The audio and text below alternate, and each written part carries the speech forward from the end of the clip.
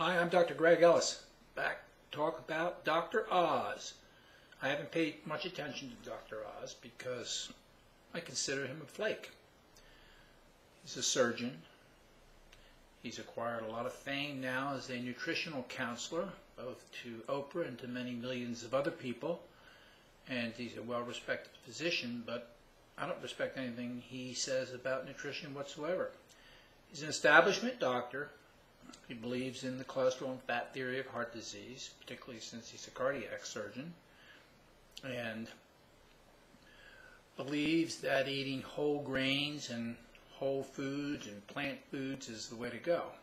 He's actually promoting now a vegetarian diet, and it just seems preposterous that he goes in this direction. It just proves he doesn't know anything at all about how the body actually works, or he wouldn't go this way. He wouldn't promote this kind of dietary change.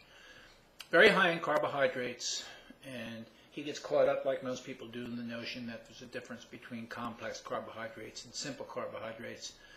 So he recommends 70 to 75% of your daily diet as complex carbohydrates, generally creating the idea that they will digest more slowly. Another mythology that he believes in appears to be the idea that you can spike your sugar levels in your blood, and by controlling that, you'll reduce your risk of getting diabetes and heart disease and other diseases.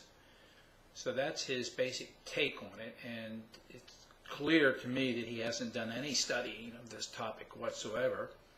He's even promoting this as an anti-aging diet. Now, I've established pretty strongly that aging is coming about because of the glycation process, and that is when glucose or blood sugar binds to the proteins that make you up. And other products also form that are very, very toxic, and what they do is they destroy your mitochondria. Now, the mitochondria are the powerhouse. They're the engines in the cells of your body, and when they get tied up, when they get damaged, the proteins in them get damaged, then they create all kinds of problems. And they release oxidative stress products, reactive oxygen species into the body, which are very damaging too. So the mitochondrial theory of aging is tied right into the glycation theory of aging, and then they're both tied into the insulin theory of aging. So obviously Dr. Oz is not a nutritional biochemist, and he hasn't taken any time to read any of the material on these topics, because by recommending such a high carbohydrate diet, you got no choice but to kill your mitochondria. And you're going to get rapid aging when you start doing that. You're going to get the onset of diabetes and these other degenerative diseases, all arising because of the high glucose content of your diet, the high carbohydrate content. So clearly he's unaware of any of this, and yet is influencing millions upon millions of people who will damage their health by following his dietary recommendations. No way around it. Now, in this vegetarian menu I have here in front of me, he gives some sample recommendations as to what a day might look like. And with breakfast, he starts out with scrambled tofu. Well, soy is one of the most toxic products on the planet.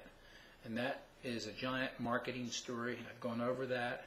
The soy manufacturers were promoting this stuff. They tied some what they call science into it, very bad science, to try and get people to eat soy products. Even the people in Asia don't eat soy products. They know they're anti-nutrient. They suck nutrients out of your digestive system.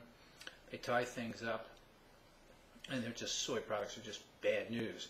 So he's going to have you eat scrambled tofu with vegetables instead of eggs. Can't have eggs. Eggs and meat and milk, they're just not part of his belief system. Not the way he wants to do it. And then he wants you to have whole grain toast with soy butter. It gets even worse. On a fruit smoothie made with silken tofu, almond milk, and fresh fruit. Now, this is just a disaster. Just a disaster. And you're not going to like it. You're not going to enjoy it. You won't do it on any regular basis. The last thing you want to do is become a vegetarian. I was one for 3 years and it almost killed me. Worst thing I ever did. And Dr. Oz, he sort of looks like a vegetarian, a little dragged out. a little weak. Not fat. Give him credit for that. He's not fat, but he doesn't sure have much muscle on him. Now on lunch, we're going to have lentil soup and a green salad topped with olive oil and lemon juice on a vegan burger served with sweet potato french fries. More carbs. So we're really piling the carbs in. So for breakfast and lunch, we're just getting carbs, carbs, carbs. We're forming glycation. We're killing our mitochondria. We're producing a tremendous amount of insulin. Insulin's going to cause all kinds of damage to us. These are scientific facts. I'm not making this stuff up. I look at the facts first, and then from that, you can design a diet. It's not the other way around. He's designing the diet and then looking to see what may happen, and then just making all kinds of claims that aren't true, have never been proven to be true, about cholesterol and fat causing heart disease. And this is what you, the consumer, get from our national expert.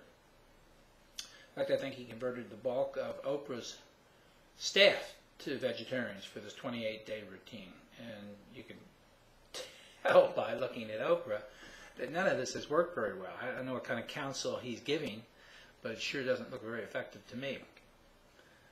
So that's Dr. Oz and his dietary recommendations. They defy all scientific logic, all scientific facts.